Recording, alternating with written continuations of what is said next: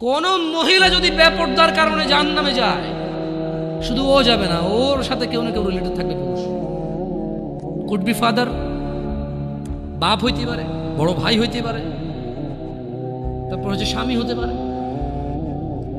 যদি ওর জাহান্নামে যাবার রিজনই হয় বেপরদা, বেখোলা, খোলা মেলা চলা। মানুষ হাজার রিজনে জাহান্নামে যেতে পারে, আল্লাহ সবাইকে ক্ষমা করুন এবং হিদায়াত দান করুন, আমিন। হাজারটা রিজন আছে জাহান্নামে যাওয়ার, কিন্তু যদি কোনো মহিলা, এমন মহিলা যার বড় ভাই আছে, যার বাপ আছে, যার স্বামী আছে, আর ওদের থাকা অবস্থায় তার এমন একটা অন্যায়ের কারণে তার জাহান্নাম হয়েছে, যে অন্যটা হচ্ছে তার কি খোলামেলা চলাফেরা, তার জানাবা বিচারে চলাফেরা, তার ব্যাপারটা অশ্লীল চলাফেরা, তাহলে ওই মহিলা একা জাহান্নামে যাবে না, সঙ্গে কাউকে নিয়ে যাবে। এবার যে লোকটা সংশ্লিষ্ট সময়ে দায়িত্ববান ছিল সে যাবে সঙ্গে। এটা খুব সিম্পল লজিক, কিন্তু কান টানলে কি আসে? কান টানলে কি আসে?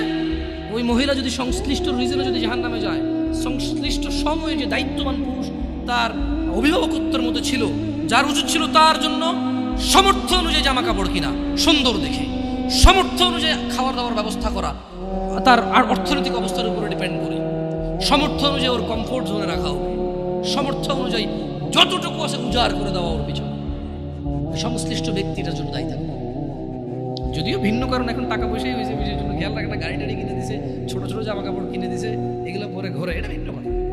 তবে আমি ছিলাম যারা কর্মজীবী, যারা নিম্ন কর্মজীবী, তাদের কথা বলছি। যে কোনো অপরাধকে যুবকদের এখন একটা প্রবলেম হচ্ছে, যেটা বুড়োদের মধ্যে ছিল না। বুড়োদের একটা সমস্যা কি, মানে এমনভাবে কথা কয় না, বুড়ো বলবো না, বয়স্কদের, সরি, আমার ভাষার কারণে কথা কিন্তু মিনিং চেঞ্জ হয়ে যাবে, বুঝছেন? আর এটা আমার ওইভাবে নিয়েও যাবে না, আমি খারাপ উদ্দেশ্য নিয়ে বলতেছি। মানে যারা বয়স্ক বৃদ্ধ, তারা দেখবেন যে কিছু হলে বলে যে আমগো যুগে এগুলো ছিল না ভাই, কি যুগ আইলো, রাইট? এটার কথা বলে, মানে উনি যেভাবে বলতেছে মনে হয় যেন ওনার যুগে কোনো মা বাপের পোলা বাইরে ধাক্কায় নাই, মনে হয় যেন কোনো ভাই মারামারি করে মাথা ফাটায় মারা যায় নাই, মনে হয় যেন ভাই আর ভাবির কেলেঙ্কারিতে পরে বিয়ে ভাঙি আবার নতুন করে বিয়ে দেয় নাই, মনে হয় যেন মামু আর ভাগিনা ধরা পড়ে নাই। এরা এমনভাবে বলে কিনা, এগুলো একটা কথা বয়স্করা বলে। আর জোয়ানরা একটা বিশাল বড় প্রবলেম, যে কোনো প্রবলেমকে সলভ করে, ভাই ডিজিটালাইজেশন, ভাই যোগ, বুঝছেন, স্পিড, হ্যাঁ গতি, ভাই গতি আলাদা, আপনি বুঝবেন না ভাই, এখন এটাই ট্রেন্ড, এখন চলেই এমনি। হ্যাঁ, মানে জোয়ানদের কথা হচ্ছে ভাই এটা আপনি বুঝবেন না, এখন চলেই এমনি ভাই, ধর ভাই আপনি ভাই আগের কথা কয়ে লাভ আছে ভাই। হ্যাঁ, আপনি ওরা যাই বলেন, আপনি বলবো যে আগের কথা কয়ে লাভ আছে।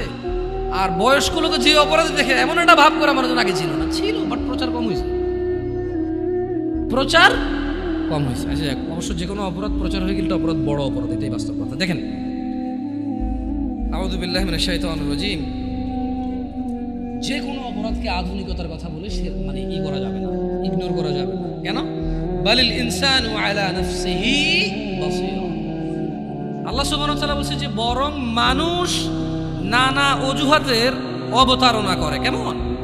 ওয়ালাউ আলকা, সরি, বালিল ইনসানু আলা নাফসিহি বাসীরা, বরং মানুষ নিজের সম্পর্কে সে নিজেই সম্যক অবগত। কেমন?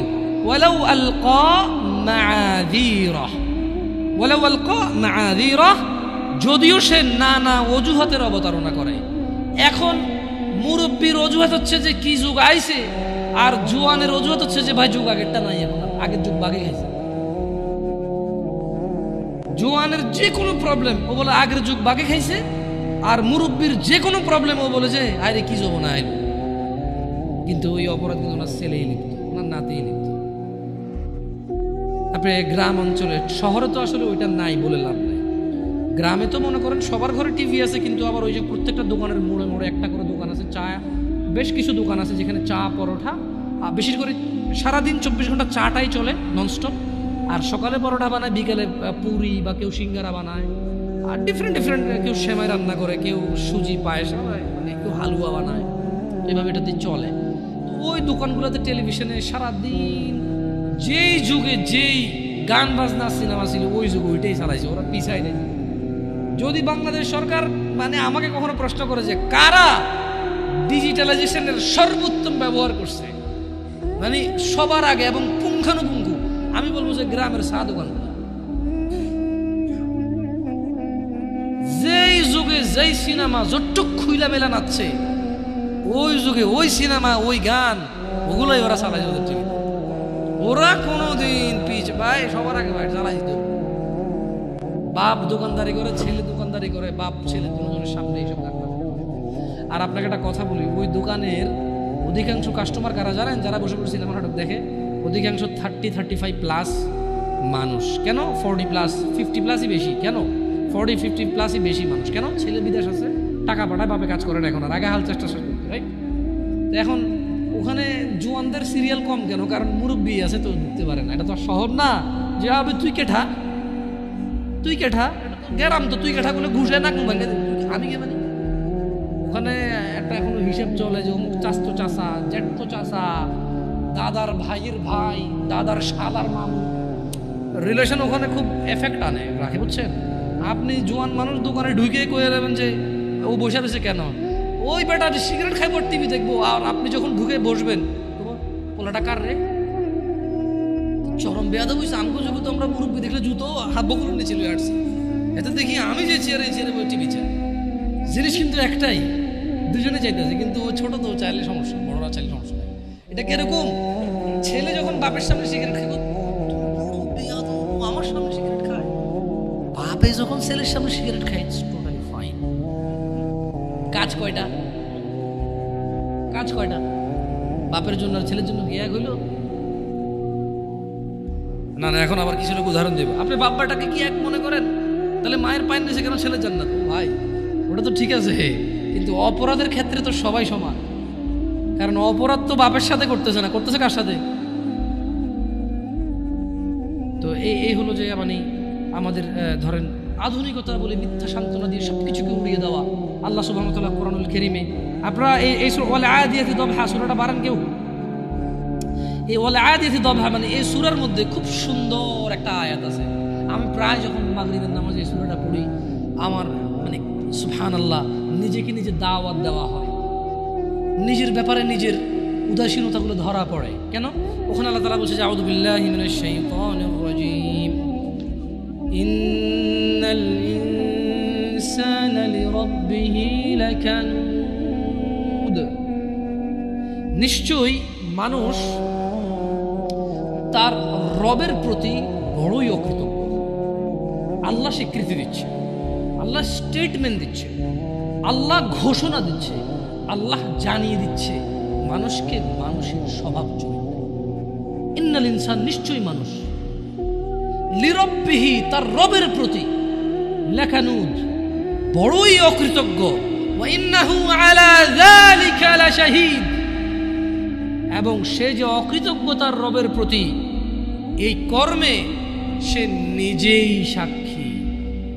তো অকৃতজ্ঞ অনেকগুলো কারণের মধ্যে ছোট্ট একটা কারণ হিসেবে আল্লাহ বলছে যে ওয়া ইন্নাহু, সে তার রবের প্রতি তো খুব অকৃতজ্ঞ এবং এর জন্য সে নিজেই তার সাক্ষী।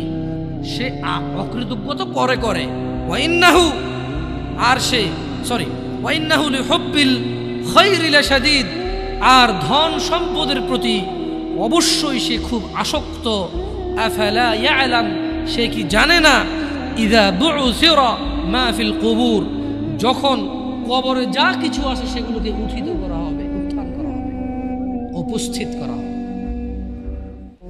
ইন্নাল ইনসানা লিরাব্বিহি লাকানুদ, নিশ্চয়ই মানুষ তার রবের প্রতি অকৃতজ্ঞ, মহিলা এবং পুরুষ উভয়কে এখানে বলছে। ওয়া ইন্নাহু আলা যালিকা লাশাহীদ, আর নিশ্চয়ই এই কাজে সে নিজেই সাক্ষী। ওয়া ইন্নাহু লিহুব্বিল খায়রি লাশাদীদ, ধন সম্পদ জমিয়ে রাখতে সে খুবই আসক্ত। সে কি জানে না? ফালা ইয়ালাম, সে কি জানে না? ইযা বু'সিরা মা ফিল কুবুর, যখন কবরের ভিতরে যা আছে তা উত্থিত করা হবে। এটা কি সে জানে না? আমরা কি জানি না আমরা মরবো? বাট আমরা তো তখন জানি না। যখন আমরা ধন সম্পদে খুব আসক্ত হয়ে যাই, যখন আমরা ছেলে সন্তানে খুব আসক্ত হয়ে যাই, তখন তো আমরা এটা মাথায় রাখি। হারাম হালাল, আল্লাহ এবং মানুষের, আমার কাজ আর আল্লাহর কাজ, তখন তো আমরা ইম্পর্টেন্সটা দিতে পারি না। সত্য থেকে বিমুখ হওয়া অন্যতম একটি কারণ যুবকদেরকে বেখেয়ালি করে রেখেছে। আল্লাহ তাআলা কোরআনুল কারীমে বলছেন, ওমান আযলামু মিম্মান দুক্খিরা বিআয়াতি রাব্বিহ, আর তার চেয়ে অধিক জালেম কে হতে পারে? আর তার চেয়ে অধিক জালেম কে হতে পারে? বিআয়াতি রাব্বিহ, যাকে তার রবের আয়াত সমূহ সম্পর্কে স্মরণ করিয়ে দেওয়া হয়েছে, فأعرض عنها ونسي ما قدمت يداه, অতঃপর সে তা থেকে মুখ ফিরিয়ে নিয়েছে, বিমুখ হয়েছে এবং সে ভুলে গিয়েছে ইন্না জাআলনা আলা কুলুবিহিম আকিন্নাহ আন ইয়াফকাহুহু ওয়া ফি আযানিহিম ওয়াকরাহ ওয়া ইন তাদউহুম ইলাল হুদা ফালান ইয়াহতাদু ইযান আবাদা। আর তার চেয়ে অধিক জালেম কে হতে পারে যাকে তার রবের আয়াত সমূহ সম্পর্কে স্মরণ করিয়ে দেওয়া হয়েছে, অতঃপর সে তা থেকে মুখ ফিরিয়ে নিয়েছে এবং সে ভুলে গিয়েছে, তার দু হাত পেশ করেছে। নিশ্চয়ই আমরা, আল্লাহ বলছেন, তাদের অন্তরের উপর আবরণ দিয়েছি যেন তারা কোরআন বুঝতে না পারে, এবং তাদের কোনো বধিরতাও, তাদের কানে বধিরতাও এঁটে দিয়েছি। আর আপনি ও মুহাম্মদ সাল্লাল্লাহু আলাইহি সাল্লাম তাদেরকে সৎ পথে ডাকলেও তারা কখনো সৎ পথে আসবে না। তার মানে যখন মানুষ জুলুম করে, জুলমের সর্বোচ্চ পর্যায়ে চলে যায়, তখন তার জন্য দুর্ভাগ্য, আল্লাহ তার হৃদয়কে আবরণ দিয়ে ঢেকে দেয়। খবরদার যুবক ভাইরা আমার, জানা ব্যভিচার, গান বাজনা, নেশা, এটাই তো তোমাদের মূল প্রবলেম এখন। আই ডোন্ট নো, আমি জানি না তোমাকে কিভাবে এটাকে রিমুভ করব। ওয়াল্লাহি আমি কোনো মন্ত্র জানি না, আমি কোনো তন্ত্র জানি না। এই পৃথিবীতে কে এমন মন্ত্র জানে, তন্ত্র জানে, তাও আমি জানি না। আমার কাছে এমন কোনো ঔষধ নেই যেটা জাড়িবুটি বা আধুনিক মেডিকেল সায়েন্সের উন্নতিতে তারা এমন কিছু আবিষ্কার করেছে যে বড়ি বা ট্যাবলেট তোমাকে আমি দিব বা সিরাপ দিব তোমাকে আমি, তুমি খাবা, জানা, নেশা, এগুলো থেকে তুমি মুক্ত হবা। আমার জানা নাই। তোমাকে একটাই জিনিস, বোন আমার, তোমার বয়স মাত্র 12, কেন তুমি কারো বিছানায় চলে যাচ্ছ?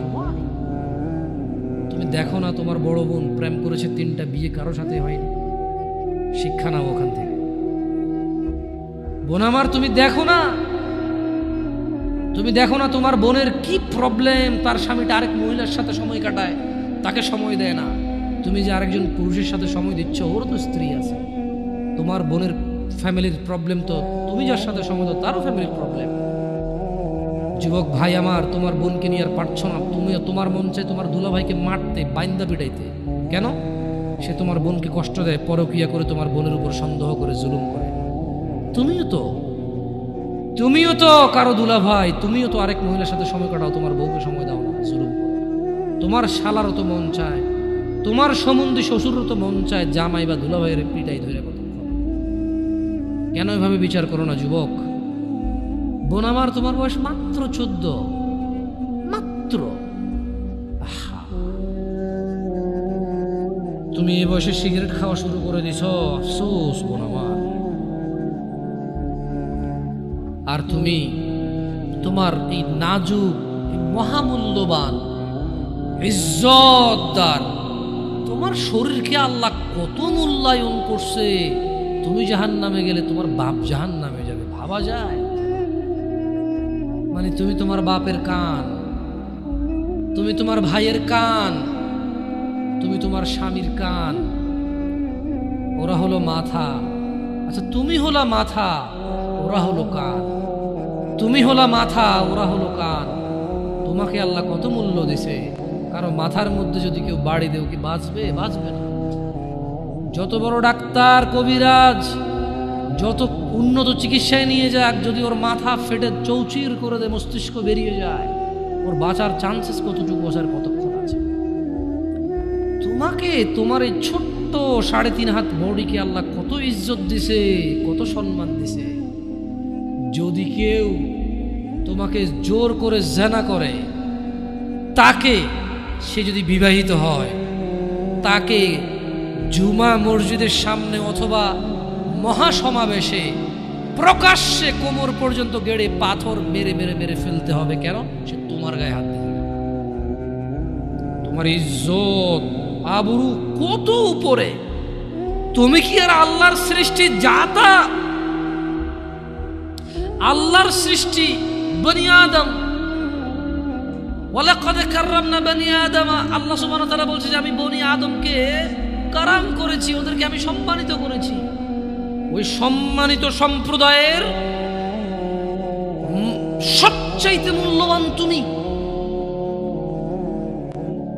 তোমার ব্যাপারে এই যে মানুষগুলো, এই যে পুরুষগুলো, আদম আলাইহিস সালাম ওনার উম্মতের নবী ছিল, কিন্তু মুহাম্মদ রাসূলুল্লাহ সাল্লাল্লাহু আলাইহি সাল্লামের উম্মত যত পুরুষ, এইবার সে রাজা মহারাজা, এইবার সে কিছু একটা, সে যদি পুরুষ হয়, সে যদি মুসলিম মনে করে নিজেকে, তাকে তার রাসূলটাকে বলছে, এই আমার উম্মত যদি তুই নিজেকে মনে করিস, তবে শোন, একজন উত্তম নেক সৎ স্ত্রী দুনিয়াতে যা আছে এর চাইতে বেশি মূল্যবান। তার মানে ওই যে পুরুষ তার কাছে মূল্যবান, যেই পুরুষের কাছে নেক স্ত্রী নেই, সেই পৃথিবীতে ধনী হতে পারবে না। ধন সম্পদ, ধনী দরিদ্র তো কিছুটা কাউন্ট হয়। স্বর্ণ আছে এত ভরি, রূপা আছে এত ভরি, জমি আছে এত বিঘা, গাড়ি আছে এতটা, ব্যাংকে টাকা আছে এতটুকু, কোম্পানির মালিক হলো $10,000 বিলিয়ন, কোম্পানির প্রাইস 2,000 কোটি টাকা কোম্পানির প্রাইস। এভাবেই তো দরিদ্র বিল গেটস, এই যে কি কয় এটাকে, কি আছে আম্বানি টাম্বানি, এভাবেই তো ধনী দরিদ্র হিসাব, রাইট? কিন্তু যার কাছে যেদিন বিচার হবে কে ধনী ছিল কে দরিদ্র ছিল, সেদিন যার কাছে নেক স্ত্রী থাকবে না, সে ধনীদের লিস্টে আসতে পারবে না। একজনের কাছে যদি পুরো পৃথিবী আর পৃথিবীতে যা আছে, একজনের কাছে যদি পুরো পৃথিবী আর পৃথিবীতে যা আছে সব কিছু থাকে, নেক স্ত্রী না থাকে, আরেকজনের কাছে যদি শুধু নেক স্ত্রী থাকে, এটা বলে প্রমাণ হয় যে নেক স্ত্রী, তাহলে ইসলাম ওকে ধনী বলে, কে দরিদ্র বলে, কি মিসকিন বলে? বেচারা, ও তো লাইফে সুখী না, ও কি বেচারা, আহা ওর যে মিসকিন বেচারা। তোমাকে কত মূল্য দিছে চিন্তা করছো রাসূল সাল্লাল্লাহু আলাইহি সাল্লাম? তোমাকে এটা, তুমি যা জানো, পুরুষ তোমাকে অ্যাচিভ করতে হয়, পাইতে হয়, অর্জন করতে হয়। তোমাকে যা তা পুরুষ তোমাকে অর্জন করতে পারবে না। যে পুরুষ তোমাকে মূল্যায়ন করতে পারবে না, সেই পুরুষ তোমার সতীত্বের খেয়াল রাখতে পারবে না। যেই পুরুষ তোমার মূল্যায়ন করতে পারবে না, সেই পুরুষ তোমার সতীত্বের পরোয়া করতে পারবে না, মূল্যায়ন করতে পারবে না। এটার মর্ম, এটার ইজ্জত, এটার শান্তি সে জানবে না। মিসকিন বেচারা, বোকা, হতভাগা, পাগল, দরিদ্র, ফকির, জীবনে কিচ্ছু নাই ওর, যার কাছে তুমি নেই। বোন আমার, যার কাছে তুমি নেই তার কাছে পৃথিবীর কোনো সম্পদ নেই। বোন আমার, 12 বছর 15 বছর বয়সে তুমি কেন বিবাহের পূর্বে আরেকজনকে তোমার শরীর ধরতে দাও? আর যুবক ভাই আমার, কি বলিস কি তুই? এই পৃথিবী আর পৃথিবীতে যা আছে এর চেয়ে মূল্যবান হচ্ছে এই মেয়েটা। তো এরকম মূল্যবান একটা জিনিস ওর ধরে ছুঁয়ে তুই ওকে ওর মূল্য কমিয়ে দিবি? এত বড় জুলুম ওর প্রতি তোর। তুই আল্লাহকে ভয় করিস না, তাই বলে এতটা কি বলিস তুই? তুই কি কারো গাড়ির গ্লাস ভাঙছিস জীবনে? না। কেন? ওর লস হবে। তুই কি কোনোদিন কোনো মানুষকে ঘুষি দিছিস? না, কারণ তাহলে ও বেচারা কষ্ট পাবে। তুই কি জীবনে কারো পেটে ছুরি ঢুকাই দিছিস? না, ও মরে যাবে, তাহলে ওর ফ্যামিলি ক্ষতিগ্রস্ত, লসে পড়ে যাবে। তুই কি কারো টাকা মারছিস কোনোদিন? না, তাহলে ওর ফ্যামিলি টাকার কারণে কষ্ট পাবে। তাহলে তুই কেন তুই এত ছোট ছোট বিষয়গুলো খেয়াল রাখিস যে আরেকজনের লস হবে? তাহলে তুই এই মেয়েটার জীবনটাকে তুই কি করলি? তুই পুরো পৃথিবী আর পৃথিবীতে যা আছে সবকিছু বিক্রি করলে যে সম্পদ হবে, সবকিছু অর্জন করলে যে অর্জন হবে, এর চাইতে মূল্যবান তুই ওকে সতীত্ব থেকে বের করে নিয়ে আসলি। তুই তোর সামান্য ডিজায়ার ফুলফিল করার জন্য, যেটা আল্লাহ তোর জন্য বৈধ করেছে, কবুল বললে তোর বাপের দোষ, আল্লাহর তো দোষ না, তোর বাপের দোষ, সমাজের তো দোষ না। তোর বাপ তোকে বিয়ে করে না ভাই আমার, তোর বাপ মনে করে তুই ছোট, 18 বছর বয়স, তোর বাপ মনে করে তোর বাপ 16 বছর বয়সে হস্তমৈথুন করছে, তোর 22 বছর, তুই এখনো ছোট, নুনু খাস, দুধু খাস। তোর বাপের অজ্ঞতা, ইসলামের দোষ দিবি কেন তুই? এটা তোর বাপ 13 বছর বয়সে চাচতো বোন জ্যাঠতো বোন নিয়ে পালাই গেছে, এরপরে সবাই মিলে ধরে আনছে।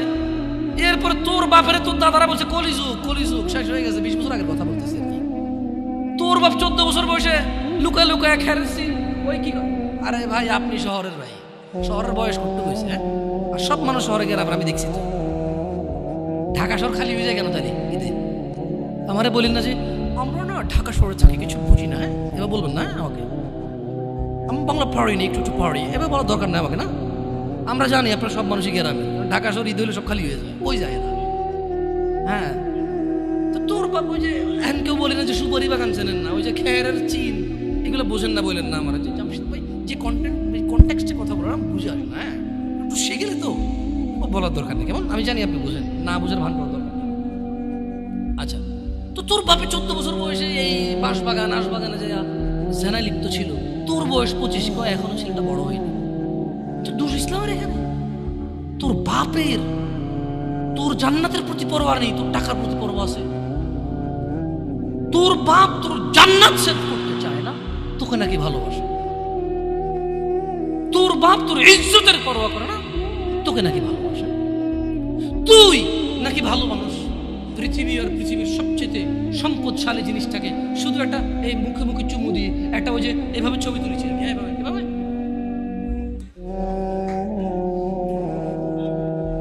এরপরে ফোল্ডার বানায়, ফোল্ডার লক করে রাখছে যাতে কেউ না জানে। এরপরে ওই মাইয়ের বিয়ে ঠিক গেলে ধমক দেয় ছবি পাঠাবো একটা একটা। সামান্য ডিজায়ার যেটা তোর হালাল ভাবে আল্লাহ দিয়েছে, একটু সবর কর, একটু সবর কর। তুই ক্লাস 5-এ পড়তেছিস, 6-এর জন্য ওয়েট করতেছিস না? তুই ক্লাস 8-এ পড়িস ভাই আমার, ছোট পিচ্ছি সোনামণি ভাই আমার, তোকে আমি আমার মাথায় রাখি। তুই বলছিস রাগ করিস না, তুই বললে আমি না অত তো সিনেমা নাটক দেখি না, তোরাই কস, তুই বললে আপন, তাই তোরা আপন করে বলতেছি। আবার কইস না হুজুরের ব্যবহার খারাপ, উনি তুই করে কেন বল, উনি এভাবে কেন কথা বলেন, নিজেকে কি মনে করে? না তোরাই ডায়লগ দিস, আসলে তুই বললে আপন মনে, আমি এই জন্য ভাই তোরা আমার কইছিস তুই বললে আপন, আমি তুই, আমি তো সৌদি আরব বড় হয়েছি, আমি তো দেশে বড় হইনি। আমি আসার পর সব ডাইরেক্ট দেখছি আসলে আপন জন কি তুই বলে, হ্যাঁ তুই বললে আপন মনে, আমি তোরা আপন মনে করি কারণ 1450 বছর আগে আল্লাহ আমার কাছে তুই আমার ভাই, কত আপন তুই চিন্তা কর, তোরা তুই কমু না কারে কমু রে ভাই আমার, তুই আমার আচরণে যাইস না, হ্যাঁ তুই আমার কত পুরনো ভাই তুই জানিস। আমার মায়ের পেটের ভাইটা আমি যেদিন জন্ম হয়েছি বুঝতে পারছি, সেদিন আমাকে আমার বাপ মা আমার পরিবেশ বলছে আমার মায়ের পেটের ভাই, কিন্তু অ্যাজ এ মুসলিম তুই আমার ভাই 1450 বছর আগে এটা ঘোষণা হয়ে গেছে পৃথিবীতে। তোকে যদি আমি তুই না বলি, আদর করে না বলি, আপন না মনে করি, কাকে মনে করবো রে? তুই তো আমার তুই তো আমার আপন। এমন করিস না ভাই আমার, তোর বয়স সবে 14 বছর,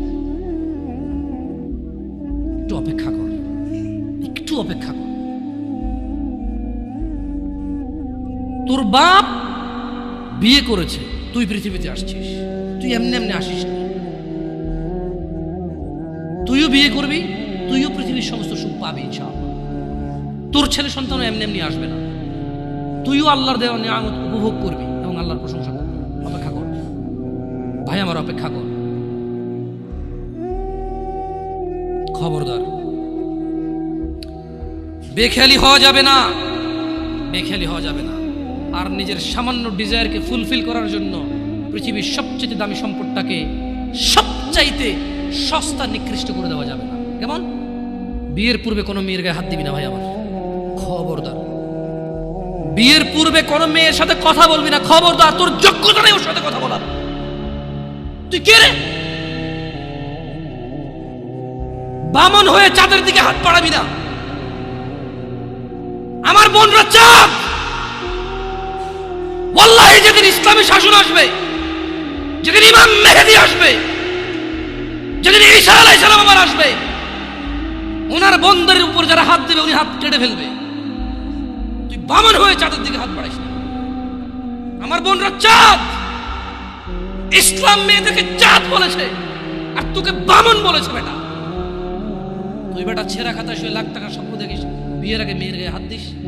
তোর সাহস কত? তোর সাহস কত? তুই জানিস না মুহাম্মদ সাল্লাল্লাহু আলাইহি সাল্লাম বলছে নেক স্ত্রী দুনিয়াতে যা আছে ওর চেয়ে বেশি উত্তম। তুই কি করে ওর গায়ে হাত দিস বিয়ের আগে? তোর সেই যোগ্যতা আছে বল? তোকে আল্লাহ জাহান্নামে ফেলবে, তোকে আল্লাহ জ্বলন্ত আগুন নিক্ষিপ্ত করবে, তোর শরীর পচবে, তোর শরীরের গন্ধে জাহান্নামীরা থাকতে পারবে না, তোকে আল্লাহ এত নিকৃষ্ট শাস্তি দেবে। কেন? কারণ তুই এত বড় জঘন্য কাজে লিপ্ত হয়েছিস। আমারে বুঝাস না মেয়েরা খারাপ, মেয়েরা খারাপ। আমি তো এত খারাপ দেখি না, তুই কোথায় তো খারাপ দেখিস? আমি তো দেখি তুই তুই বেটা টেনে পড়িস মাত্র, তোকে আমি ছোট করে দেখছি না বেটা। তুমি বের হও, ছবি পাঠালে হাত কেটে ফেলবো আমি। দেখো আমি বিষের বোতল নিয়ে আসি, ছবি পাঠাও। তুই বেটা আমার বোনটাকে বেটা ফুসলেছিস বেটা ফাজিল। মেয়েরা খারাপ, মেয়েদের খারাপের কারণে দুনিয়া শেষ। তুই কে রে? তুই কি মেয়েরা খারাপ? শোন, আমাদের গ্রামে প্রবাদ আছে, ধর্মীয় কথা না এটা। এখন যেটা বলছি এটা প্রবাদ, এটা ধর্মীয় কথা না। কোনো মেয়ের দেখবেন হাঁটুর উপরে কাপড় ওঠে আর নামে না বেটা। তুই উঠাইছিস হাঁটুর উপরে কাপড়, ও উঠায়নি। হাঁটু পর্যন্ত তুই উঠাইছিস আর এখন সে নামাচ্ছে না। তুই মনে করিস তুই বেঁচে গেছিস না? তুই মনে করিস তোর জিনাই জেনা না? না বেটা, ও তোর সাথে জেনা করেছে, এরপরে তোকে বাদ আরেকজনের সাথে করবে, আরেকজনের সাথে করবে।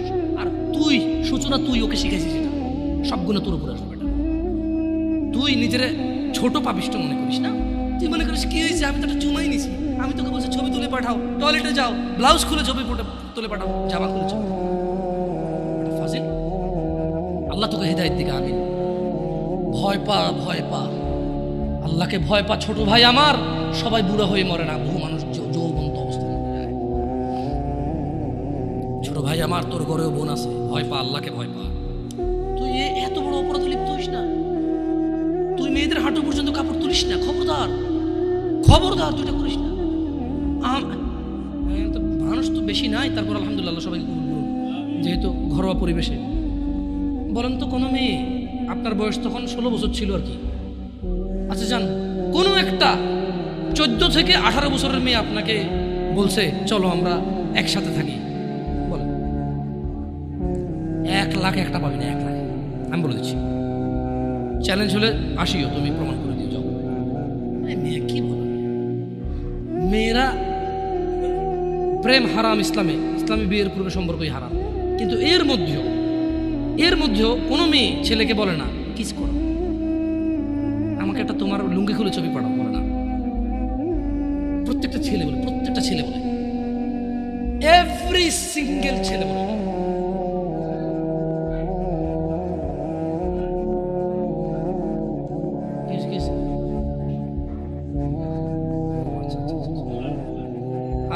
ঠিক আছে, বন্ধ করবো, জানালা না, মানুষকে কষ্ট দিন না, জানালা বন্ধ করে দেবো। আপনার সাউন্ডটা আরো একটু করি, কেমন? মানুষজন যাতে কষ্ট না পায়, কেমন? কারণ সবাই বাধ্য না তো। না ঠিক আছে, না জানালাগুলো বন্ধ করে দেন, মানুষ যাতে কষ্ট না পায়, কারণ সবাই তো বাধ্য না। আর সাউন্ড সিস্টেমটাকে আর কি করবেন, মানে এরপরের হালাকা না, নিচে আপনি মাইক লাগাবেন, মাইকের সাউন্ড লিমিট করবেন। আপনি দেখেন, এটা তো টেকনোলজিক্যাল ব্যাপার, রাইট? আমি আপনাদেরকে অনুরোধ করবো, এরপরে আরও অনেকেই আসবে, রাইট?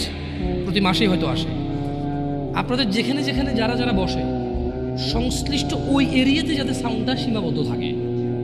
নিচতলায় তো আর এখানকার সাউন্ড যাবে না, নিচতলায় আলাদা একটা সাউন্ড ওই যে লাগাই দেন, মাইক্রোফোন লাগাই দেন, মানে স্পিকার, সরি নিচতলায় কি আর একটা, আর মাটিতে বাড়ি দিলে কে চেতে ওঠে, ওটা তো হয়। যাই হোক, তো তোমরা এই অন্যায়টা করবা না। আর যদি তোমাদের মনে হয় যে না, তোমাদেরকে কোনো 16 বছরের 17 বছরের যুবতী মেয়ে বলছে যে মানে আজে বাজে অফার করছে, আমাকে বলিও। আমার ফেসবুকে তো জানাই আছে না, আমাকে বলে ভাই এক আজব ঘটনা ঘটে গেছে ভাই, 16 বছরের মেয়ে আমাকে বলতেছে আজে বাজে কথা। না, মনে রাখবা, তোমরা যারা মেয়েদেরকে এত বিচ্ছিরিভাবে ফেসবুকে কমেন্টস করো না, খারাপকে খারাপ বলবে এটা আমি জানি, খারাপকে খারাপ বলতে হয়, কিন্তু তুমি মনে রাখবা তোমার মতো আমার মতো কোনো ছেলে দায়ী এটা। কারণ আমার মনে হয় না কেউ প্রুফ করতে পারবে যে কোনো বিবাহ হয় নাই এমন মহিলা ছেলেদেরকে আজে বাজে প্রস্তাব দেবে, আমার মনে হয় না। হ্যাঁ, বিবাহের পূর্বে দিতে পারে কারা, যাদেরকে 12 বছর 13 বছর থাকা অবস্থায় তাদেরকে তাদের বয়ফ্রেন্ডরা আজে বাজে পথে নিয়ে চলে গেছে, সেটা ডিফারেন্ট ইস্যু হতে পারে। বাট নর্মালি যে কোনো ছেলে যে কোনো মেয়ের সাথে পরিচয় হলেই কিন্তু আজে বাজে প্রস্তাব দেওয়া শুরু করে। আল্লাহ আমাদেরকে বোঝার তৌফিক দান করুন। আর যুবক ভাইরা আমার, মনের দাসত্ব করা যাবে না। আল্লাহ সুবহানাহু ওয়া তাআলা কুরআনুল কারীমে বলছেন, ওয়ামা উবাররিউ নাফসি, সূরা মানে ইউসুফ আলাইহিসসালামের এই ঘটনাটা আমাদের জন্য খুবই প্রয়োজনীয়। কেন? এখানে আল্লাহ সুবহানাহু ওয়া তাআলা সূরা ইউসুফের মধ্যে ইউসুফ আলাইহিস সালামের একটা তথ্য তুলে দিয়েছেন আমাদেরকে। কি? ওয়ামা উবাররিউ নাফসি। ইউসুফ আলাইহিস সালাম বললেন, আর আমি নিজেকে নির্দোষ মনে করি না। ইউসুফ আলাইহিস সালাম কি বললেন? কি বলছেন? ওয়ামা উবাররিউ নাফসি, আর আমি নিজেকে নির্দোষ মনে করি না। ইন্নান নাফসা লাআম্মারাতুন বিসসুই ইল্লা মা রাহিমা রাব্বি ইন্না রাব্বি গফুরুর রহিম। তিনি বলছেন যে আমি ইউসুফ আলাইহিস সালাম নিজেকে নির্দোষ মনে করি না। কেননা নিশ্চয় মানুষের নফস খারাপ কাজের নির্দেশ দিয়েই থাকে। তিনি কেন নিজেকে নির্দোষ মনে করে না?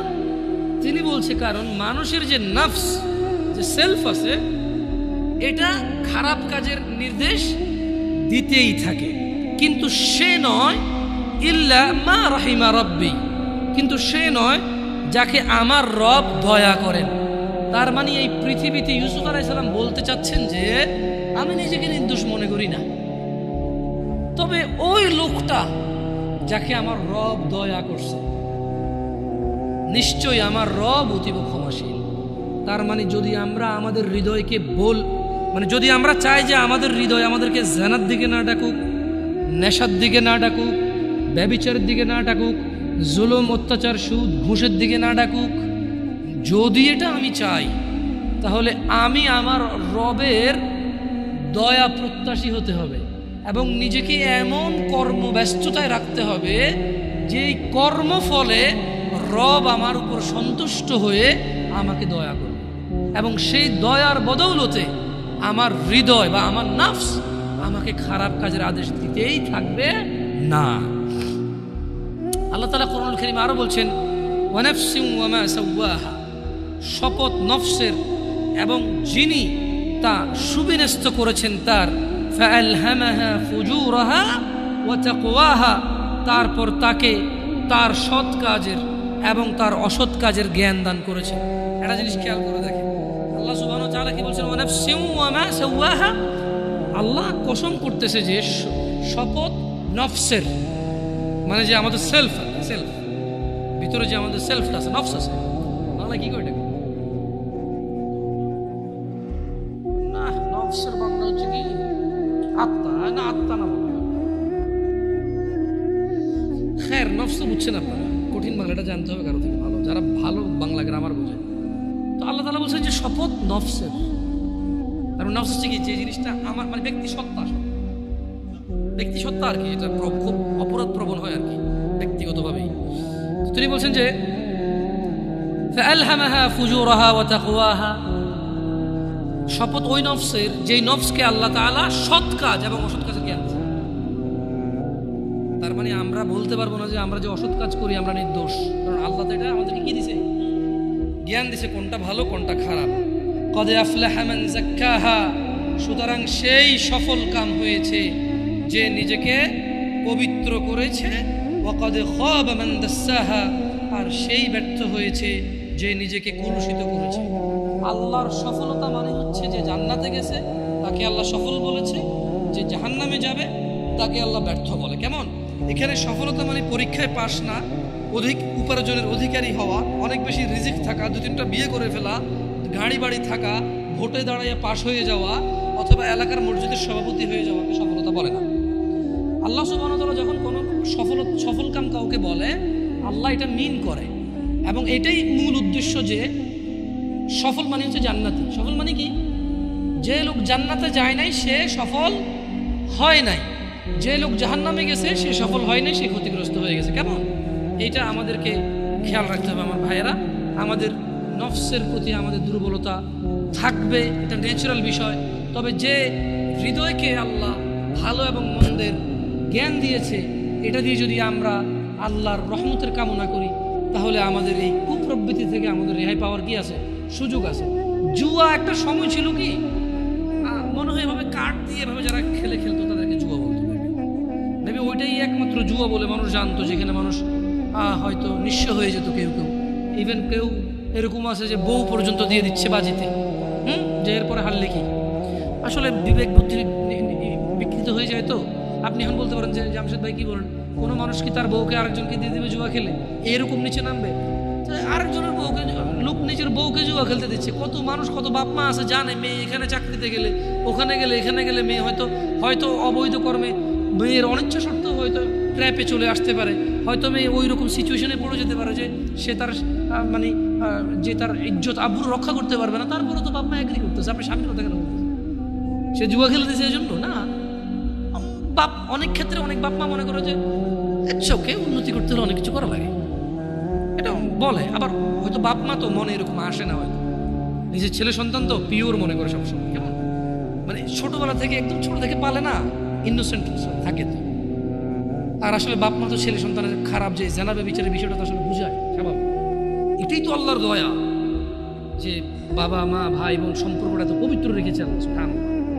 সো যুবকদের বেশি একটা এত ছক্কা লুডু কয়দিন আগে ছিল, ছক্কা লুডু কেমন, এটা তো এটা বলছি যে কি এটাকে জুয়া বলে আর কি, এটা তো জুয়া। কিন্তু প্রবলেম হচ্ছে এখন ইউটিউবে ওয়াজ দেখতে গেলেও জুয়ার অ্যাড আসে। মানে একটা সময় জুয়া খেলতো মানুষ, ফসলি জমিন কেটে ফেলছে মধ্যখানে গিয়ে, হ্যাঁ একটা কারো পরিত্যক্ত বাড়ি, প্রচুর গাছপালা, ভিড়, কবরস্থান, ওটার ভিতরে ঢুকে কার্ড খেলতো। হ্যাঁ, অথবা কারো বউ আজকে বাসা নেই, বলছে দোস্ত চলে আসো আমার এখানে হবে। আরো বড় লোকেরা বাগান বাড়ি বানায় ফেলছে জুয়া খেলার জন্য, নেশা করার জন্য। কিন্তু এখন প্রবলেম হচ্ছে এটা পাবলিসিটি হচ্ছে যে খেলো আসো। আচ্ছা, এটা হবেই বা না কেন? এখানে অনেকে ক্রিকেট প্রেমী থাকতে পারে, ক্রিকেট প্রেমী থাকতে পারে, এটা আপনার ব্যাপার। আমি ক্রিকেট সম্পর্কে খুব বেশি বুঝি না, এই জন্য ভালো মন্দ বলতে পারবো না। তবে এতটুকু বলবো, কোয়েশ্চেন করবো আর কি। ক্রিকেট তো এখন অনেকে পেশা হিসেবে নিয়েছে, রাইট? প্রতি বছর সার্কুলেশন দিয়ে বাংলাদেশ জাতীয় দলে কতজন খেলোয়াড় নেওয়া হয়?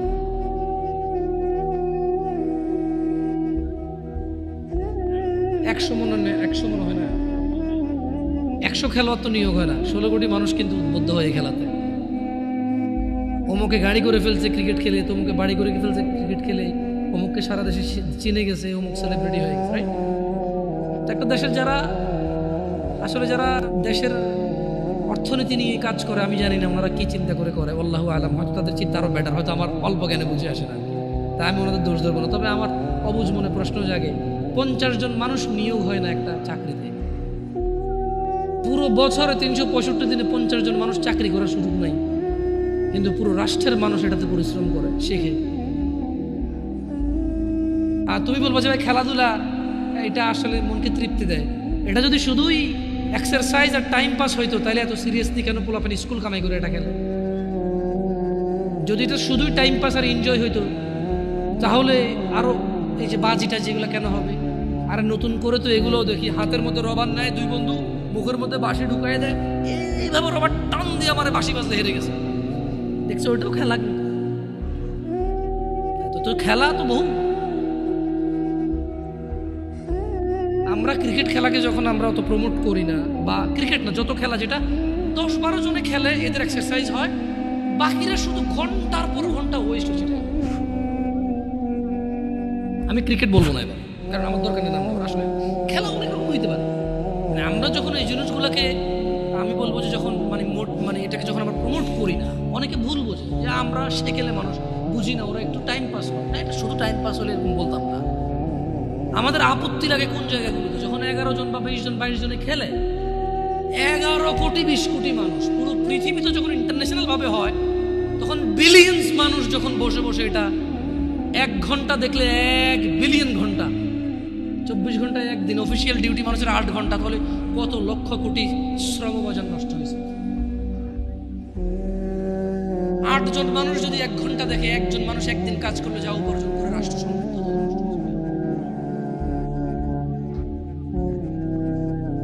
এখন বলবো তাহলে কি লাইফে কি কোনো এনজয় থাকবে না? না, খেলা বহু আছে যেটা শরীরের এক্সারসাইজ হয়, এবং যারা খেলে তারা নিজের খেলা নিয়ে, বাই ব্যাটিং আমার, বাই বোলিং আমার, এরকম লাগে যায় না, ওটা দেখো খেলা।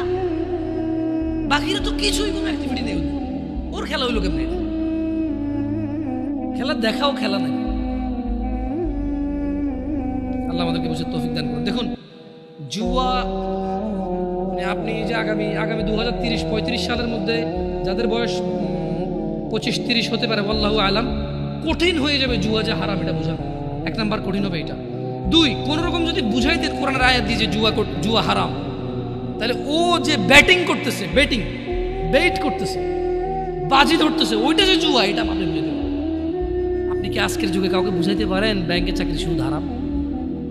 বলেন না, আপনি কোন ভাই, কে আপনি ভাই? আসেন আমার সামনে আসেন, যে আপনি মহান, আপনি বুঝাই দিয়েছেন একজন কাউকে যে এটা হারাম, আর সে ছেড়ে দিছে।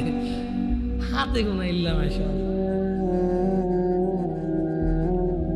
আজকের দিনে সুদী ব্যাংকে উপার্জনকে যেমনটা হারাম প্রমাণ করা সো টাফ হয়ে গেছে। 2030-35 সাল যেভাবে চলতেছে, যদি এভাবে চলে, যেভাবে ইউটিউবে অ্যাডভার্টাইজ আসতেছে, মনিটাইজেশন করে যে অ্যাড দিচ্ছে গভর্নমেন্ট, মানে যারা অ্যাডে টাকা কামাচ্ছে, ওই বেটা অ্যাড ওখান থেকে টাকা পাওয়ার জন্য বা অ্যাড দেওয়ার জন্য তার নাম, ঠিকানা, আইডি, বিজনেস ট্রেড লাইসেন্স এগুলো না দিলে তো অ্যাড দেওয়ার অথরিটি পায় না সে ফেসবুকে বা ইউটিউবে। আপনি মনে করেন যে আপনি একটা কোম্পানি চালান, এটা আপনি অ্যাড দিবেন ফেসবুকে, ইউটিউবে, তো যাদের থেকে আপনি ডলার নিয়ে অ্যাড দিবেন তাদেরকে আপনার নাম, আইডি কার্ড, আপনার ঠিকানা, আপনার ট্রেড লাইসেন্স, ট্রেডমার্ক, আপনার গভর্নমেন্টের অমুক অনুমতি, গভর্নমেন্ট থেকে তমুক অনুমতি, এসব আছে কিনা সব জমা দিবেন, তারপরে সে আপনাকে অ্যাকাউন্ট দিবে, অ্যাকাউন্ট থেকে আপনি অ্যাড চালাবেন। তো এই যে জুয়ার যে বেটিং এর অ্যাডগুলো হয়, হ্যাঁ, টেকনোলজি যেহেতু অনেক উন্নত, গভর্নমেন্ট এক এক দেশের এক এক রকম পাওয়ার রাখে, দেখা যাচ্ছে অনেকে বিদেশ থেকে এগুলো ছাড়ে। হ্যাঁ, তখন তো আর আসলে বাংলাদেশ সরকারের কিছু করার থাকে না, থাকে। আমি বলতেছি না যে কি করার, আমি বলছি যে কত আসলে হারাম পথের যে কত পথ আছে, আমি বুঝি দিদি বোনরা ওরা বুঝবে কিনা যেগুলো আমি বুঝতেছি না, আউট অফ কনটেক্সট কিনা, বাট এটা কিন্তু রিলেভেন্ট কথা। যে যদি গভর্নমেন্ট এই জুয়ার অ্যাড নিয়ে কাজ না করে, যদি বাবা মা এই জুয়ার বেটিং এর অ্যাড, মানে বাজি ধরার অ্যাড গুলো যদি বন্ধ না করে, তাহলে 30-35 সালে আজকের দিনে আপনি যেমন বুঝাইতে পারেন না যে ব্যাংকে উপার্জন করলে, সুদী উপার্জন হলে এটা হারাম, আপনি যেমন বুঝাইতে পারেন না আগামী 35 সালে আরো বেশি লাগতে পারে, আগেও হয়ে যেতে পারে, আমি তো আর গণক না যে কয়ে দেবো, এটা আন্দাজ করে বলা আর কি, এটা তো একদম অ্যাকুরেসি নাই এটা। কেমন যদি এটা হয় তাহলে জুয়া হারাম মাইনে নেবে সবাই, কিন্তু বাজি ধরা যে জুয়া কেউ মানবে না। ওয়াল্লাহি আমার ভয় হয় প্রত্যেক মুসলিম সুদ হারাম মেনে নেয়, ব্যাংকে সুদী ব্যাংকে কাজ করলে যে সুদ হয় কেউ মানে না। আজকে যদি এগুলোকে না থামানো হয়, আমরা যদি আমাদের ছেলে সন্তানকে না বুঝাই, ভাই বোনদেরকে না বুঝাই, তাহলে জুয়া খেলা হারাম আমরা বুঝাইতে পারবো, কিন্তু বাজি ধরা যে জুয়া এটা আমরা বুঝাইতে অক্ষম। আল্লাহ আমাদেরকে বোঝার তৌফিক দান করুন। আল্লাহ তাআলা কোরআন কারীমে বলছে, ইয়া আইয়ুহাল্লাযীনা আমানু, হে তোমরা যারা ঈমান এনেছো, ইন্নামাল খামরু ওয়াল মাইসির ওয়াল আনসাব ওয়াল আজলাম রিজসুম মিন আমালিশ শাইতান ফাজতানিবুহু লাআল্লাকুম তুফলিহুন। হে মুমিনগণ, তার মানে এখানে স্পেশালি যারা দাবি করে যে আমি মুসলমান তাকে বলা হচ্ছে, তুমি কি মুসলমান? তাহলে শুনে নাও, এই কাজগুলো তুমি করতে পারবা না। কোন কাজগুলো করতে পারবা না? তুমি যদি মুসলমান হইতে হয়, এগুলো হচ্ছে কি, ইন্নামাল খামরু ওয়াল মাইসির ওয়াল আনসাব ওয়াল আজলাম রিজসুম মিন আমালিশ শাইতান, নিশ্চয়ই নেশা জাতীয় দ্রব্য, এবার এটা হতে পারে ইয়াবা, ফেন্সিডিল, হিরোইন, গাঁজা, সিগারেট, যেটা নেশা হয়। কেন আমি তো আর সব কিছুর নাম জানি না, ডিফারেন্ট নামই আসতে পারে, লিকুইড হতে পারে, পাউডার হতে পারে, ভাত দিয়ে খাই হতে পারে, পানিতে গুলা খাই হতে পারে, চাবায় খায়, চুষে খায়, যেমনি খায় হইতে পারে, অথবা কেউ গ্রান নিচ্ছে, এমন যেভাবেই খায়, যেটা নেশা, যেটা কি নেশা। আল্লাহ বলছে যে তুমি মুসলিম, তবে তুমি শুনে নাও, নিশ্চয়ই নেশা, জুয়া মানে এই যে বাজি ধরাটা, হ্যাঁ, পূর্তি পূজার বেধি ও ভাগ্য নির্ণয়, মানে গণকের কাছে যারা যায়, কেমন এই ভাগ্য নির্ণয় করার স্বর কেবল ঘৃণার বস্তু, শয়তানের কাজ। জুয়া খেললো যে শয়তানি করলো সে, মদ খেলো যে শয়তানি করলো সে, গণকের কাছে গেল যে শয়তানি করলো সে, এগুলো শয়তানের কাজ। আল্লাহ তাআলা বলছে যে তুমি যদি মুসলমান হও, ফায়জিতানিবু কাজেই তুমি এটা থেকে কি করো, নিজেকে বিরত রাখো। কেমন? কাজে তোমরা সেগুলো বর্জন করো, লাআল্লাকুম তুফলিহুন, যাতে করে তোমরা সফল হও। তার মানে যদি কেউ জান্নাতে যেতে চায়, সে জুয়া খেলতে পারবে না, নেশা করতে পারবে না, গণকের কাছে যেতে পারবে না। আরো হাজার নিষেধ আছে, এগুলো খুব ভ্যালুয়েবল নিষেধাজ্ঞা, যেগুলো আপনাকে জান্নাত থেকে বিমুখ করে দেবে। জিনা ব্যভিচার যদি সলভ হয়ে যায়, আমি বরঞ্চ বয়স্কদের চাইতে যুবকদের অপরাধ কম দেখি। আমি পার্সোনালি বয়স্কদের চাইতে যুবকদের অপরাধ কম দেখি, কিন্তু এই বয়স্ক অপরাধীগুলাই যুবক অবস্থায় ভালো ছিল। আজকের এই যুবক ভালো ছেলেগুলাই বয়স্ক হয়ে খারাপ হয়ে যাচ্ছে। আমি শুধু ইয়াংদের মধ্যে জেনার প্রবলেমটা বেশি পাইছি, আর নেশা জেনার। কিন্তু যারা মিডল এজ, তারা ঘুষ খায়, জাগা জমি নিয়ে মিশা কথা কয়, কাজকর্মে ফাঁকি দেয়, মা বাপের সাথে প্রচুর অবহেলা এবং প্রচুর ইগনোর করে বাবা মাকে। নিজের উপার্জনটা শুধু নিজের মনে করে, বউ আর বাচ্চার মনে করে, বাপ মায়ের মনে করে না। বাপ মাকে ভাগ করে দেয়, যে 4 ভাই আছি, আমি কেন একা করব? তোমার মেয়ে শহরের ওই ফ্ল্যাট পাইছে, আমি কি একা পাইছি? এটা আমি যুবকদের চাইতে মিড এজ এবং বড় এজের পুরুষদের অপরাধ বেশি দেখি। ওয়াল্লাহি আমার যুবক ভাই এবং যুবক বোন, এরা যদি নিজেকে জিনা থেকে সরাই নিয়ে আসতে পারে, সুবহানাল্লাহ সুবহানাল্লাহ, ওরা পৃথিবীর উন্নত চরিত্রের অধিকারী হতে পারবে। কারণ ওরা এখনো ঘুষ খাওয়ার সুযোগ আসে নাই, খায় না। যে নিজেকে জিনা থেকে বাঁচাবে, সে ঘুষ থেকেও বাঁচাবে। সিম্পল কথা না? দেখো যুবক ভাইরা আমার, আমাদের রব বলেছেন মুহাম্মদ সাল্লাল্লাহু আলাইহি সাল্লামকে, কুল, হে নবী বলে দিন, ইন্নামা হাররামা রাব্বিয়াল ফাওয়াহিশ, নিশ্চয়ই আমার রব হারাম করেছে অশ্লীলতাকে, মা যাহারা মিনহা ওয়া মা বাতন, যা প্রকাশ্যে এবং গোপনীয়তায়। মানে যেটা তুমি ফেসবুকে প্রেমিকার ছবি ছেড়ে দাও, বা যেই মেয়ে নিজেই নিজের ছবি ছেড়ে দেয়, বা যেই ছেলে তার মা বা বউয়ের ছবি ছেড়ে দেয়, মানে এইগুলো প্রকাশ্য অপরাধ। যে কোনো কর্নারের দোকানে তালতলা, আমতলা, জামতলাতে গিয়ে একদম জনসম্মুখে বসে বসে সিনেমা নাটক দেখে, ওটা হচ্ছে প্রকাশ্য অপরাধ, প্রকাশ্য অশ্লীলতা। যে বসে বসে নিজে মোবাইলে দেখে, এটা হচ্ছে গোপনে অপরাধ, গোপনে অশ্লীলতা। তো আল্লাহ তাআলা বলছেন যে হে নবী আপনি বলে দিন, নিশ্চয়ই আমার রব নিষেধ করেছেন এমন অশ্লীলতাকে যেটা প্রকাশ্যে এবং যেটা অপ্রকাশ্যে বা গোপনে। ওয়া আন তাকুলু আলাল্লাহি মা লা তা'লামুন, আর তিনি নিষেধ করেছেন, হারাম করেছেন আল্লাহ সম্বন্ধে এমন কিছু বলা যেটা সম্পর্কে তোমার কোনো কি নেই, ধারণা নেই। দেখুন যুবক ভাই ও বোনরা আমার, আন আবি হুরায়রা রাদিয়াল্লাহু আনহু قال قال النبي صلى الله عليه وسلم لا يزني الزاني حين يزني وهو مؤمن, নিশ্চয় কোন জিনাকারী যখন জিনা করে, জিনা অবস্থায় তার ঈমান থাকে না, সে বেঈমান থাকে তখন। ওয়ালা ইয়াশরাবুল খামরা হিনা ইয়াশরাবু ওয়া হুয়া মুমিন, এবং কোন নেশাগ্রস্ত ব্যক্তি যখন সে নেশা করে, তখন সে মুমিন অবস্থায় থাকে না। কেমন? এই জিনিসটা আমাদের খুবই খুবই গুরুত্ব দিয়ে ভাবতে হবে। যখন কেউ জিনা করে, মুহাম্মদ সাল্লাল্লাহু আলাইহি ওয়াসাল্লাম বলছেন যে তখন তার ঈমান থাকে না। যখন কেউ নেশা করে, গাঁজা টানে, গাঁজা, হ্যাঁ, যখন কেউ গাঁজা টানে, যখন কেউ মদ পান করে, তখন তার ঈমান তার সঙ্গে থাকে না। এইটা খুবই বিপজ্জনক সিচুয়েশন। ওই অবস্থায় যদি কেউ মারা যায়, তাহলে সেই একেবারে সোজা ঈমান ছাড়া মরে গেল। আর যে ঈমান ছাড়া মরে গেল, তার হিসাব ছাড়া জাহান্নাম হয়ে যাবে। যে ঈমান ছাড়া মরে গেল, তার হিসাব ছাড়া জাহান্নাম হয়ে যাবে। যে ঈমান নিয়ে মরল, তার হিসাব হয়ে ফয়সালা হবে। যে ঈমান ছাড়া মরে গেল, বেঈমানের হিসাব একটাই, সে জাহান্নামী। যে আল্লাহ এবং তার রাসূলের প্রতি ঈমান রাখে না, আখিরাতের প্রতি ঈমান রাখে না, যে বেঈমানি করে আল্লাহর সাথে, তার বিধান হচ্ছে সে চিরস্থায়ী জাহান্নামী হয়। কেমন? এটা খুব ইম্পর্টেন্ট এই হাদিসটার ব্যাপারটা।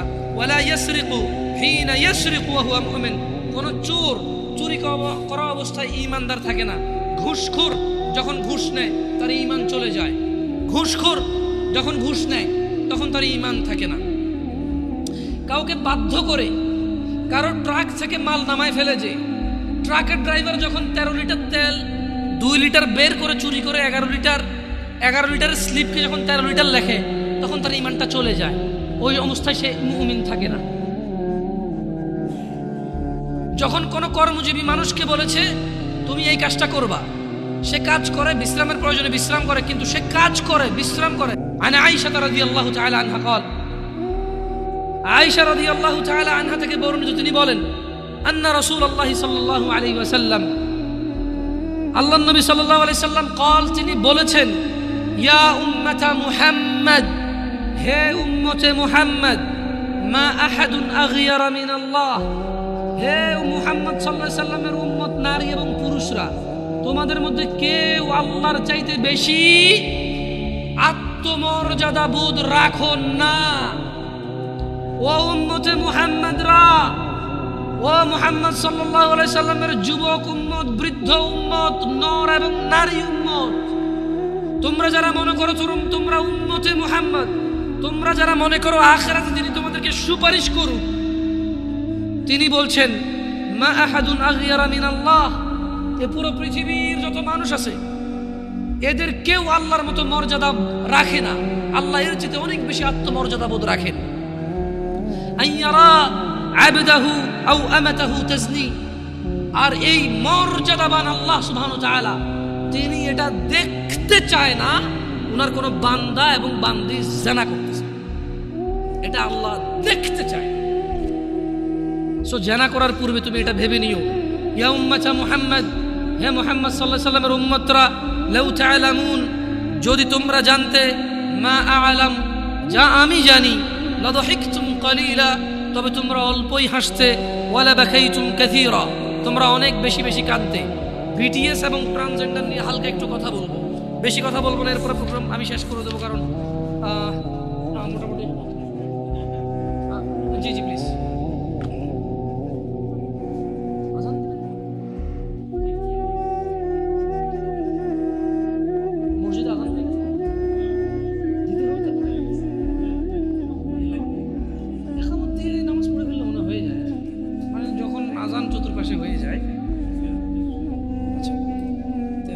বিটিএস এবং ট্রান্সজেন্ডার খুব ইস্যু, বিটিএসটা নিয়ে অনেকেই জানে না, আর আমরাও এত বেশি এখানে মাথা ঘামাইছি, কিন্তু এতটা ঘামানো মনে করি না যে প্রবলেম হবে, কারণ এটা বাংলাদেশিরা কখনো অ্যাকসেপ্ট করবে না। কেমন, কারণ এটা ছেলে মেয়ের মতো সাইজে আছে। একটা ছেলে কাপড় পরছে বা লিপস্টিক দিছে, এইটা একটা বিকৃত মন মানসিকতার কাজ। কেমন, মানে সে হলো পুরুষ, সে মেয়ে সাজতে চায়, এটা এক ধরনের মন মানসিকতা। কিন্তু ট্রান্সজেন্ডার যেটাকে বলতেছে, এটা ফার ডেঞ্জারাস। মানে একটা ছেলে লিপস্টিক দিছে, আপনি পানি ধুইছেন, চলে গেছে, রাইট? তাহলে তার কাম ব্যাক করার সুযোগটা খুব সহজ। একটা ছেলে এখানে খোপা বাঁধছে, এভাবে টান দিয়ে বেনিটা বাইর করছে, খোপাটা খুলে গেছে, চুলটা কেটে ফেলছে, কাম ব্যাক হওয়া সহজ। একটা ছেলে শাড়ি পরছে, শাড়িটা খুলে পাঞ্জাবি জামা পরলো, কাম ব্যাক হওয়া সহজ। কিন্তু ট্রান্সজেন্ডার যেটা, এটা সো হার্ড, যে পথভ্রষ্ট হয়ে এটাতে রূপান্তরিত হবে তার নিজের জন্যই ফিরে আসাটা কঠিন হয়ে দাঁড়াবে। কিভাবে? সে অপারেশন করে তার পুল্লিঙ্গ ফেলে দিবে বা কিছু একটা করবে, আল্লাহ ভালো জানে ডাক্তার কি অপারেশন করে, সে স্ত্রীলিঙ্গ বানিয়ে ফেলবে। মানে তার পুল্লিঙ্গকে সে স্ত্রীলিঙ্গ অপারেশন করে বানাবে। তার এই যে এখানে ব্রেস্ট আছে আমার, সে এখানে আলাদা গোস্ত দিয়ে, যেভাবে মহিলাদের ব্রেস্ট, এরকম ব্রেস্ট সে অপারেশন করে ব্রেস্ট লাগাবে। কি বলে, মানে এখন বলতেছি কিন্তু বুঝতেছি না ঘটনা। মানে আমি বলতেছি, আমি নিজেও কল্পনা করতে পারতেছি না যে কেমনে সম্ভব। বাট এটা ইউরোপে কিছু টক শো দেখলে বোঝা যায়।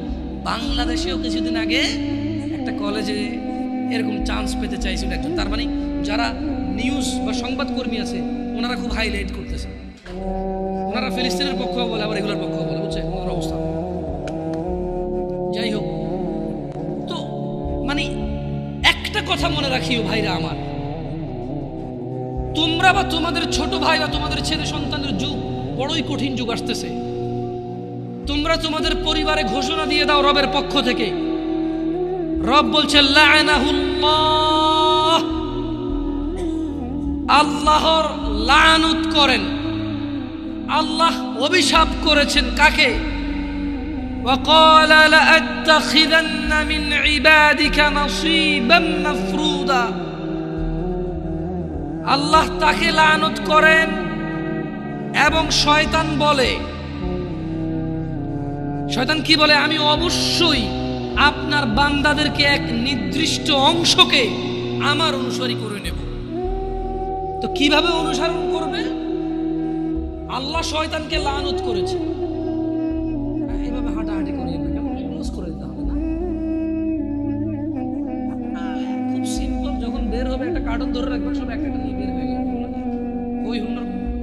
উপরে জিলাপিও দিবেন আপনার মনে হচ্ছে। কি ভাই,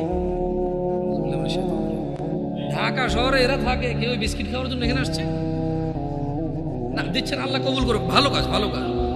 কিন্তু ঢাকায় মানে এই বনশ্রী এলাকায় যে লোক থাকে তার ভাড়া মিনিমাম 20,000 টাকা, আমি খেয়াল করে দিচ্ছি, এখানে এর নিচে ভাড়া নাই। তো আপনার বিস্কিট খেয়ে কতটুকু উপকার হয়ে যাবে, লাভ হয়ে যাবে, দরিদ্রতা কমে যাবে। আউযুবিল্লাহি মিনাশ শাইতানির রাজিম। আল্লাহ তৌফিক দান করুক, যারা দিছে আল্লাহ কবুল করুক, আর যারা খাইছেন দোয়া করি। না খাওয়া যাবে, এটা তো মানে এটা ভালো প্রচলন। আউযুবিল্লাহি মিনাশ শাইতানির রাজিম। লাআনাল্লাহ, আল্লাহ শয়তানকে লানত করেছেন। আর শয়তান আল্লাহকে বলতেছে যে নিশ্চয়ই আমি আপনার বান্দাদের একটা অংশকে আমার অনুসারী করে নেব। কিভাবে?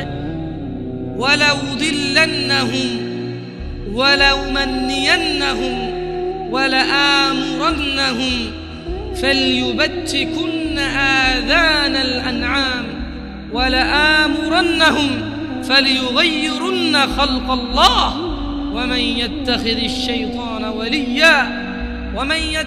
الشيطان وليا من دون الله فقد خسر خسرانا مبينا। যুবক ভাই ও বোনরা আমার, আমি শেষ করব আমার কথা, মনোযোগ দিয়ে শোনো। বড়ই হতাশা সামনে নেমে আসতেছে। শয়তানকে আল্লাহ লানত করেছে। শয়তান বলছে যে আমি অনুসারী করব আপনার কিছু বান্দাকে আমার। কিভাবে? আমি তাদের পথ ভ্রষ্ট করব, অবশ্যই তাদের হৃদয়ে আমি মিথ্যা বাসনা সৃষ্টি করব। এবং আমি তাদেরকে নির্দেশ দেব। শয়তান বলছে আমি আপনার বান্দাদেরকে নির্দেশ দেব কি? ফলে তারা পশুর কান ছিদ্র করবে। আমি ওদেরকে ফুসলাবো, যে ছিদ্র করে যে কান ফোড়ায় যে পশুর, তারা আমাকে অনুসরণ করে পশুর কান ছিদ্র করবে। আর আমি অবশ্যই তাদেরকে নির্দেশ দেব, ফলে তারা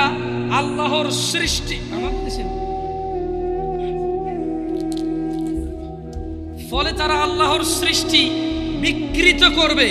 আর আল্লাহর পরিবর্তে কেউ শয়তানকে অভিভাবক রূপে গ্রহণ করলে সে স্পষ্ট ক্ষতিগ্রস্ত হবে। দেখেন, শয়তান মানুষকে পথভ্রষ্ট, রাইট? আল্লাহর কাছে শয়তান একটা ওয়াদা, মানে শয়তান আল্লাহকে বলছে যে আল্লাহ, আমি তো আপনার একটা বান্দার একটা অংশকে আমি নিয়ে নেব। তো কিভাবে? বলে যে আমি ওদের অন্তরে এমন বাসনা দেব, আমি বলবো পশুর কান ছেড়ে দেবে।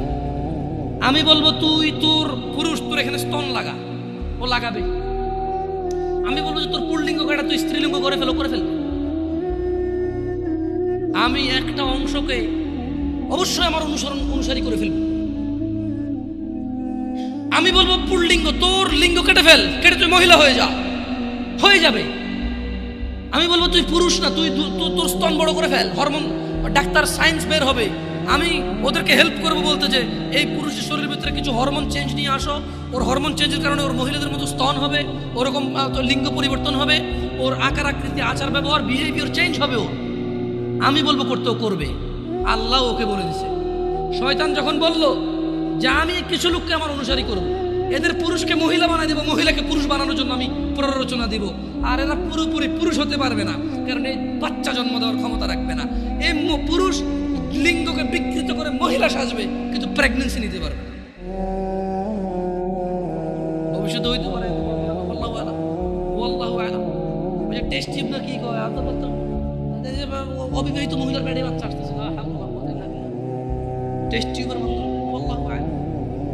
শয়তান বলছে যে আমি ওদেরকে বাসনা সৃষ্টি করব, আর আমি যা বলবো তা করবে। তো করতুক, আমি ওদেরকে বলবো আল্লাহ আপনি যে সৃষ্টি করছেন সুন্দর, এটাকে পরিবর্তন করতে বলবো, ওরা পরিবর্তন করে ফেলবে। আর এই ট্রান্সজেন্ডার মানে ট্রান্স ম্যান বা ট্রান্স ওমেন, এটার একটা জ্বলন্ত চূড়ান্ত প্রমাণ।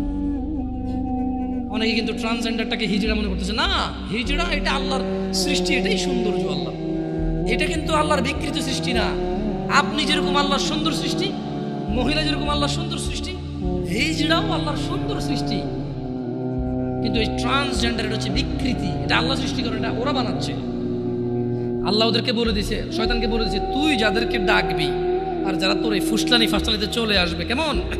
আল্লাহ বলছে ওয়ামান ইয়াত্তাখিযিশ শাইতানা ওয়ালিয়্যাম মিন দুনিল্লাহ ফাকাদ খাসিরা খুসরানাম মুবিনা। যারা তোমার উপদেশ নিয়ে তোমাকে অভিভাবক হিসেবে গ্রহণ করবে, তারাই হবে স্পষ্ট ক্ষতিগ্রস্ত। আল্লাহ আমাদেরকে বোঝার তৌফিক দান করুন। দিনী ভাইয়েরা, আত্মহত্যা নিয়ে কথা বলার ইচ্ছা ছিল, আজকে লম্বা করবো না আলোচনাটা। আপনারা অনেকেই আসছেন, আমাকে কথা বলতে বলেছে আধুনিক সমাজে যুব সমাজের সমস্যা সমাধান। যুবক ভাই, তুমি সিসি ক্যামেরা যেরকম মানুষকে দেখে, আল্লাহ ফেরেশতা নিয়োগ দিয়েছে এবং আল্লাহ নিজেও দেখে। সিসি ক্যামেরা যেরকম রেকর্ডিং হয় তোমার কৃতকর্ম, আল্লাহ ফেরেশতা দিয়ে রাখছে, ওরা লিখে রাখে তোমার কৃতকর্ম। এই জিনিসটা তোমাকে আমি সমস্যার সমাধানটা বলে দিচ্ছি, যে তুমি কিরামান কাতিবিন, সম্মানিত লেখক বর্গ, বোন আমার, ভাই আমার, তোমাদের উভয়কে আমি বলতেছি, তোমরা শুধু সিসি ক্যামেরার উদাহরণটা নিয়ে নিজেদেরকে শুধরাই ফেলো। তোমাদের আর কোনো উপায় নাই, সমাধান একটাই। সিসি ক্যামেরা যেমন তুমি সামনে অ্যাক্টিভিটি করবা, ও তোমার দেখবে, রেকর্ড করবে এবং রেকর্ড রেখে দেবে, যখন খুশি কেউ দেখতে পারবে আর তোমার বিচার করতে পারবে। যদি তুমি কাউকে খুন করো, যদি তুমি চুরি করো, তোমার বিচার হবে অনুযায়ী। আল্লাহ সুবহানাহু ওয়া তাআলা দেখে এবং তিনি লেখকবর্গ রেখে দিয়েছে, ওরা রেকর্ড করে। আল্লাহ তাআলা দেখে এবং লেখকবর্গ রেকর্ড করে, আল্লাহ এটা হিসাব দেখবে, যখন খুশি বিচার করবে। সো এইটাকে মাথায় রেখে তোমরা অপরাধ থেকে ফিরে আসো। আকুলু কওলি হাযা ওয়াস্তাগফিরুল্লাহ লি ওয়া লিসাইরিল মুমিনিন ফাস্তাগফিরুহু ইন্নাহু গফুরুর রহিম। সুবহানাকাল্লাহুম্মা ওয়া বিহামদিকা আশহাদু আল্লা ইলাহা ইল্লা আনতা আস্তাগফিরুকা ওয়া আতুবু ইলাইক। আসসালামু আলাইকুম।